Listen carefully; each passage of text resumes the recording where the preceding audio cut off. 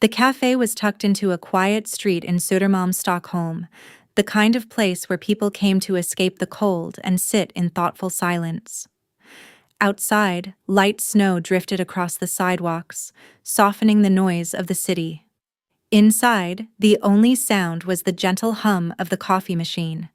Across from me sat Erik Lundström, perfectly composed in his tailored coat, checking his watch as if he had somewhere more important to be. Perhaps he did. He pushed a thin folder across the wooden table. "Just sign it, Anna," he said, his voice calm and distant. "It's better for both of us." I opened it slowly. Divorce papers.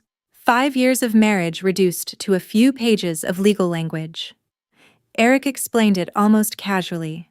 His assistant, Maya, was expecting a child. He would keep the house in Djursholm, the company. Nyingin and our son Lucas would stay with him where life was more stable. Then he added something he clearly believed was generous. "You can have the apartment in Uppsala." My phone vibrated. 50,000 Swedish kroner transferred. For a moment he watched me carefully, as if waiting for tears, anger, maybe even a scene. But I simply placed the papers back on the table. "I'll sign," I said quietly. Erik relaxed instantly, relief flashing across his face. Then I added one sentence. "But I have one condition." His expression tightened. "I want to take your mother, Ingrid, with me." Silence fell between us. Then, slowly, Erik smiled. What he didn't realize was that this decision would soon destroy everything he thought he owned. And the real story hadn't even begun yet. Erik's smile lingered as we left the cafe. To him, the arrangement felt like a perfect solution, a clean divorce, a new life with Maya, and the quiet removal of a responsibility he no longer wanted to carry. That evening, I returned to the large house in Djursholm, the place I had spent years trying to turn into a home. The lights were bright, the furniture expensive, yet the atmosphere felt strangely hollow. The warm smell of cinnamon buns I used to bake on winter evenings had long been replaced by the sharp sweetness of Maya's perfume. In the kitchen, I found Ingrid Lundström, Erik's mother. She sat alone at the table, slowly eating a reheated microwave meal from a plastic container. Her once elegant posture had collapsed into a fragile curve, and her hands trembled slightly as she lifted the fork. In the last 2 years, everyone had started calling her forgetful, confused, sometimes even senile. But the moment she looked up and saw me, something flickered in her eyes, just for a second. Something clear. Something aware. "Anna?" she murmured softly. I gently touched her shoulder. "I'm taking you with me, Ingrid. We're leaving tonight." She nodded without asking questions, gripping my arm with surprising strength. In the living room, Lucas, our 6-year-old son, sat on the leather sofa with his tablet, the glow of the screen reflecting in his thick glasses.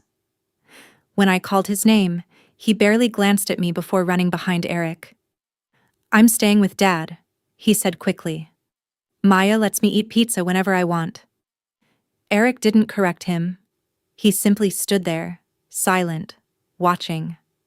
And then Maya appeared at the top of the staircase, her hand resting proudly on the small curve of her pregnant belly, looking down at me as if the house already belonged to her. "Make sure you don't take anything that isn't yours," she said coldly. I helped Ingrid toward the door, carrying the small worn bag that held the only things she wanted to take. As we stepped outside into the cold Swedish evening, the heavy iron gate slowly closed behind us, and just before the taxi door shut, Ingrid leaned closer to me and whispered something that made my heart stop. "Anna, once we arrive, lock the door. There's something you must see." The taxi stopped in front of a modest apartment building on the edge of Västerås, far from the quiet luxury of Djursholm. The stairwell smelled faintly of old wood and detergent, and the yellow hallway lights flickered as we climbed the narrow stairs. Our apartment was small, barely 40 square meters. A simple bed, to a narrow kitchen and a window overlooking a silent courtyard covered in thin snow. Yet the moment we stepped inside, I felt something strange. Relief. No shouting. No cold stares. No perfume that didn't belong to me. I helped Ingrid sit on the bed and poured her a glass of warm water. She had been quiet during the whole drive, her frail hands folded neatly in her lap, the same distant expression everyone believed meant confusion. But then something unexpected happened. Her hand suddenly closed around my wrist. Not weakly, firmly, so firmly that I froze. "Ingrid?" I asked gently. She looked up at me, and in that moment, the fragile old woman I had known for 2 years seemed to disappear. Her back straightened. The fog in her eyes vanished. When she spoke, her voice was calm, steady, and unmistakably sharp. "Anna," she said quietly. "Lock the door." My heart skipped. I did as she asked. When I turned back, she had already placed the old red shopping bag she carried onto the table. Slowly, carefully, she removed a few folded house dresses from the top. Then she took a small pair of scissors from her pocket. "What are you doing?" I asked. She didn't answer. Instead, she cut open the inner lining of the bag. From inside, she pulled out a black leather notebook and a small USB drive. My breath caught. "I'm sorry I deceived you for 2 years," Ingrid said softly. "If I hadn't pretended to be senile, I would never have seen the truth about my own son." She opened the notebook and turned it toward me. Pages and pages of dates, bank transfers, company accounts, and handwritten notes filled the paper. Then she pointed to a name, Erik Lundström. And suddenly I understood. And this divorce was only the beginning. Because what Ingrid showed me next would destroy far more than a marriage. For a long moment I simply stared at the pages. Columns of numbers, dates, transfers, notes written in Ingrid's careful handwriting. At first, the information meant nothing to me, but as my eyes moved from line to line, the pattern slowly began to reveal itself. Withdrawals from Nordpac Industry AB, large payments routed through small consulting firms, loans taken under the company's name, all of them approved by Erik Lundström. "He said it was for expansion," I whispered, remembering the late nights when Erik had spoken proudly about growing the company. Ingrid shook her head slowly. "No expansion," she said quietly. "He moved the money." Her finger tapped another page. "Luxury apartment for Maya in Östermalm. Bought through a shell company. Crypto investments. High-risk loans from private lenders." The room felt colder. For years, I had believed Erik was simply ambitious. Difficult sometimes. Impatient, perhaps. But still a man trying to build something for his family. Now the truth looked very different. "He wasn't building anything," Ingrid continued calmly. "He was gambling with the company your father-in-law spent 40 years creating." I looked up at her. "But why didn't you stop him?" Ingrid leaned back slightly, her expression heavy with something deeper than anger. "Because I needed to know how far he would go." Outside the small window, snow began falling again, the courtyard slowly disappearing under white silence. For the next few days we spoke very little about the notebook. Life settled into a strange rhythm. I found small freelance work online. Ingrid cooked simple meals and taught me things about suppliers and farmers she had known for decades. Peaceful, almost ordinary. Until one afternoon my phone rang. The name on the screen made my stomach tighten. Erik. I hesitated before answering. The moment I picked up, his voice exploded through the speaker. "Anna, where did you put my blue file? The investors are coming and nothing in this house is where it should be." I stood quietly, listening. For the first time in years, the chaos of his life was no longer mine to manage. But something in his voice told me this was only the beginning, because while Erik was shouting about missing files, He still had no idea that the real problem waiting for him was already much bigger than paperwork. I ended the call without answering Eric's question. For a long moment, I simply stood there, the phone still in my hand, listening to the silence that followed.